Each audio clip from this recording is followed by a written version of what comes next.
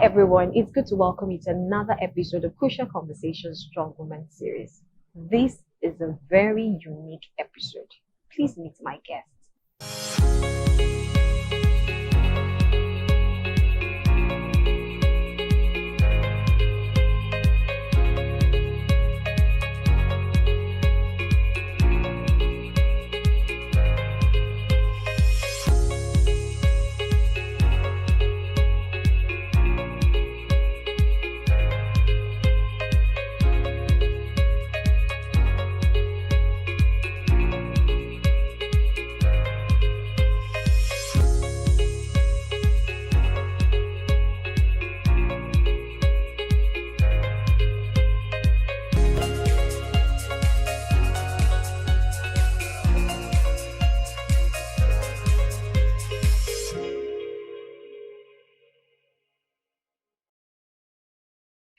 Wow, it's so wonderful to have you here today. Same here. I'm Thank happy. you for having me. It's a great pleasure having you. I've looked forward to this conversation, and I hope in the short time that we have, we can, get, something out there.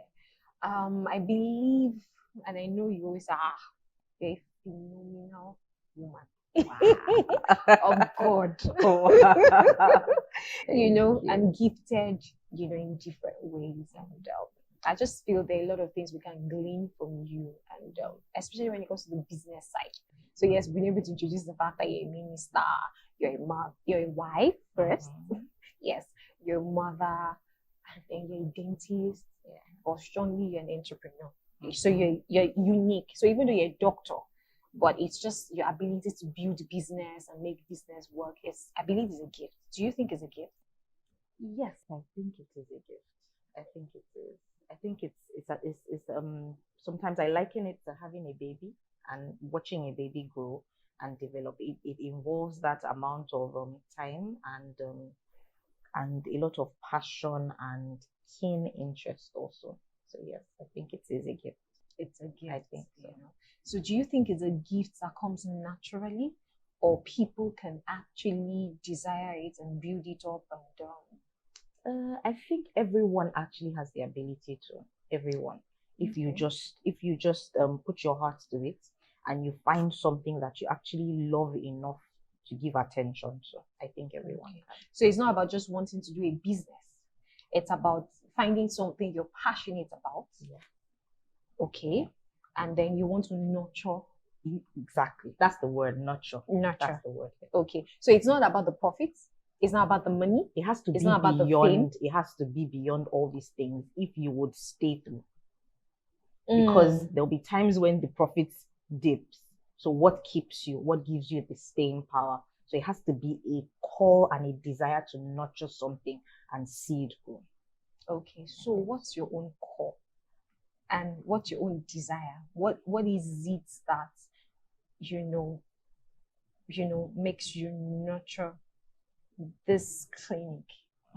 Is it just the clinic, the business in which you direct, you partner in? What makes you? What's the call for you? A big part of it is wanting to employ people. That's a huge part for me. Wanting to empower people to grow, to develop in their own personal lives. Then a desire to also meet the needs of people that I see. So the desire to bridge the gap in oral health awareness, the desire to just ensure that people live happy and healthy lives, because the oral health is a core integral part of the general health also.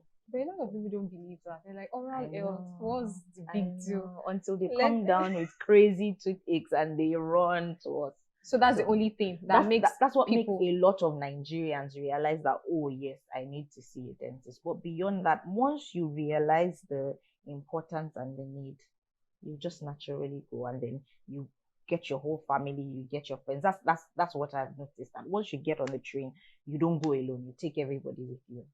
Okay. Yeah. So you're able to say that most of the time, for you to get clients or get patients or get customers, it's because most of them they are influenced by the fact that there's an emergency, there's a pain.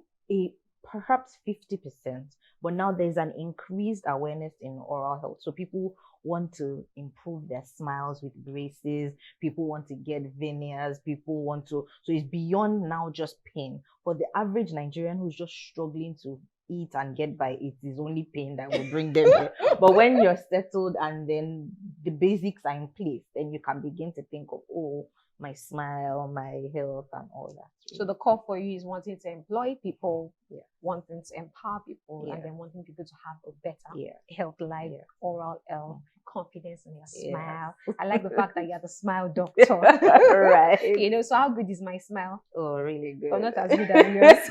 Really good. Not as good as yours. We'll work on it. You work on it. Yeah, sure. Yes. Okay. Yeah. So yeah, you're a very good doctor. You're taking good care of me. Yeah. And So that's we why I are was running with your strength. you know, but I think why I wanted to have this conversation with you was the first time I felt your hands. I was like, there's something about his hands. Fumi's hands are gifted. I don't know if anybody has ever told you, but the truth is, the nurse was prepping, blah blah. The truth, and then you're like, okay, do this, do this.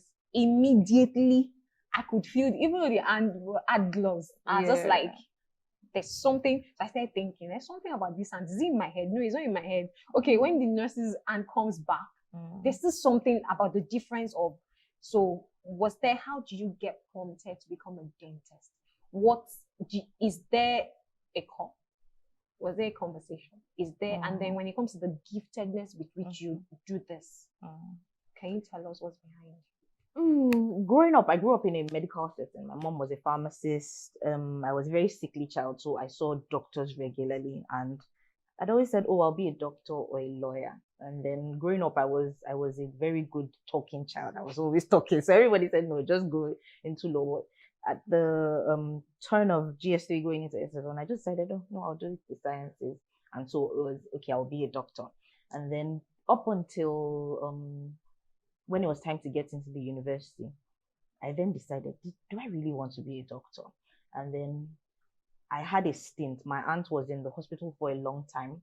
And then I saw the reality of practicing medicine. Because up until then, my doctors were professors. They had offices. I would sit down and drink tea and they would be consulting. And then my aunt was on the wards. And then I saw doctors working all night. I'm like, no, this is not what I want. So it's that type of sitting in the office and drinking coffee. That's what I want and all. And then I said, oh no, I think I'll go with dentistry because I'd always visited the dentist. They closed by 4. That was the catch for me. They closed by 4. And then my mom said, no, you're not serious. Go and interview dentists. And so I went around College of Medicine interviewing dentists. What is dentistry about? How do you practice it? And then I saw that the course of study was just as rigorous, even slightly more rigorous than medicine. But in the end, practicing. But why? Sorry to cut you. So that we take it. Why dentistry? It could have been physiotherapy. Okay. It could have been, why? So I don't want to be a doctor and do the long hours. I don't want to go into surgery and all those, those ward rounds, scrubs, which you wear scrubs today. Yes. Anyway, and I think the mental part was, I think you have a very good mental capacity as a fantastic one. So I think that was why the professorship thing, and you still didn't want to be an academic. No, I didn't. So, and your mom is an academic, we're still going to get there. Why dentistry? Okay, so it's very strange. In the course of all of it, I remember just being at home one day and saying, okay, Lord, what do you want me to do? And then in the course of praying, I slept off. And then I had a dream that, because obviously I was used to the environment of the College of Medicine. And in my dream, I was like a detective around the building where dentistry is. So it was like I was manning the building and going around, and everybody that needed to get information was coming to ask me for information. And so when I woke up, I was like, dentistry, okay, really, that's the truth. That's where it came from. And I was like, okay, I actually like dentists. I had a lot of friends who were dentists and they're taking care of me growing up. I was like, okay, so dentistry, that was really it. Okay, so when you now interviewed them, what did you now learn extra? Oh, the whole you go through 6 years, 500 level, you get into dental school.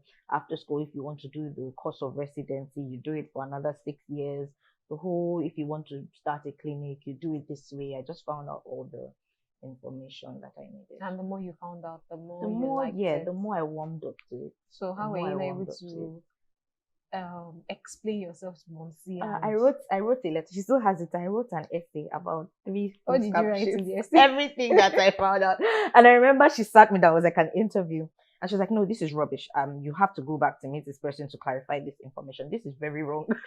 Then I went back the next day to get the information right. And she was like, okay, just go ahead, do what you want to. Okay. So is it that if she had that way, she would have wanted you to be a doctor? Or Yes, if she had her way, but my And then mom she is thought not you were one being to. lazy? Yes, exactly. That's the truth. She thought you're just being lazy and you're scared that you won't make the cutoff for medicine. That's what she said. And but she's like, I respect your choice, and if you want to do it, good. So she won't impose her will, even though she's a very strong woman, strong-willed woman. She won't impose her will on anyone. Really. and so that was how you That's settled how, in yeah. and Yeah. dentistry Yeah. and the journey so far. Yeah. So I'm going to take you a bit back because we Okay. talked about your mom. Yeah. So can you tell us a bit about your mom? She's very precious to you. Yes, I believe. she's as if she's very precious. It comes from with this. She's very precious. Very, very precious. precious. So there's a unique relationship that you have, and Yeah. I believe who you have become today, she has inspired you a great Oh, deal. absolutely, absolutely. So can you tell us a bit about your background? Okay. I was raised single-handedly by my mom. I lost my dad when I was 2. He was ill for a while, and he died when I was 2. And so my mom took up the reins of raising me. And she has strength of character, and I never felt a gap. Apart from the wanting to have a daddy like other kids and wanting to have a daddy take me somewhere or be with me, there was no gap. She raised me with strength, with no sense of loss. There was no sense of loss in Really? finances, in anything, in character. People look at me and can't believe I wasn't raised, that there was no father in my life, because they say, oh, you behave like someone who was that's what they say. And the truth is, she never even beat me all my life growing up with words and with a And she look. was beating you with words. With now. words and eyes. a look, as you rearrange. As she has strength of character, and despite the fact that she had to raise me and she had to make a lot of sacrifice, I saw her plan such that she had bagged her master's by the time I was born, and then she had started running her PhD. But because of loss, she lost my father. Along the way, she lost her mother, her only brother. So I saw a lot of twists and turns, and then a lot of politics in the system of academics. But I remember when I was in GS3, she just decided, oh, I'm going to go back to school. And then she went to King's College London. She dropped me with a neighbor. For me, I was so proud of her. Like, my mom is going for her dreams, and she went for it. She got her PhD. Now she's a professor. She's the dean of pharmacy presently. And I just saw her. In Unilag. Yes, Yeah. in Unilag. I just saw her going for her goals. I saw her being financially independent. I saw her investing, and she'll carry me along. Oh, I'm buying these shares. What do you think? I'm doing this. I'm buying land here, even though sometimes I won't agree with the area she's buying land. But I just saw a woman who never let bitterness get to her, because at a point in raising me, my father's family cut off. And I never saw that, oh, we are alone. I never saw it. Like, she did everything herself. People come and promise, oh, I will do this for me, and they won't come through. Nothing will change in her attitude towards them. Nothing will change. When I was getting married, my mother still went back to bring the same family that cut off. She went to bring them. She placed them in a hotel. She bought their ashwabi for them. Wow. Like, she just set everything up, and she's a beautiful human being. She's a very brilliant woman. She's not mushy. She won't show a lot of emotion. She's like a boss woman, but she's deep. She's kind. You will know that she's soft, kind. She's soft soft. at the Yes. core. Yes. So all of it is just a protective mechanism to prevent her from being hurt. But she's beautiful. I've seen her come home crying about students, praying and crying like, excuse me, auntie, why are you carrying your matter on your head like this? She's deeply kind. She's a believer. She's not growing up. She probably spoke in tongues maybe once, but has strong faith. At the same time, every morning she's up praying in the middle of the night. Many times she prays quietly, very quietly. She's very orthodox and all, but she has strong faith, and I've seen God come through for her year after year.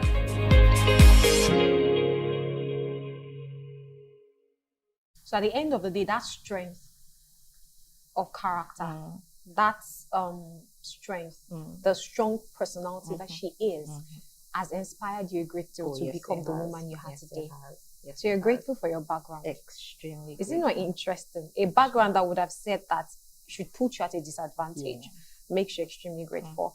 But I want to take you back a bit. Grief. So she having to deal with grief, lost your dad because they were so in love, for what I learned. And at 2 years, so I wonder how long they were married. So maybe barely 3 or 4 years.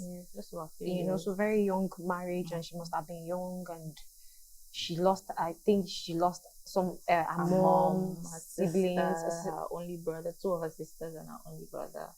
So dealing with so much grief around you, then how did you solve it?